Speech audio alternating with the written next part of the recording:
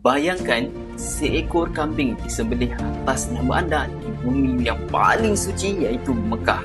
Kisah korban ini bukan hanya tentang penyembelihan haiwan, tapi ianya adalah pengorbanan seorang ayah yang sayangkan anaknya iaitu Nabi Ibrahim, yang sayangkan anaknya Nabi Ismail, yang sanggup korbankan anaknya demi Allah.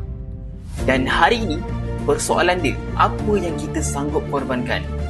Mungkin kita tak mampu untuk sampai ke Mekah, tapi korban kita boleh sampai ke sana. Setiap titisan darah itu akan menjadi saksi kita di hadapan Allah di atas ibadah korban kita. Tahun ini, Maghfirah Travel and Tours akan adakan satu ibadah korban yang mana kita akan laksanakannya di bumi Mekah. Harganya pada asalnya adalah RM599.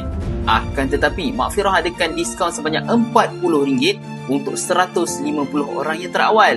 Jadi harganya kini adalah RM559 sahaja.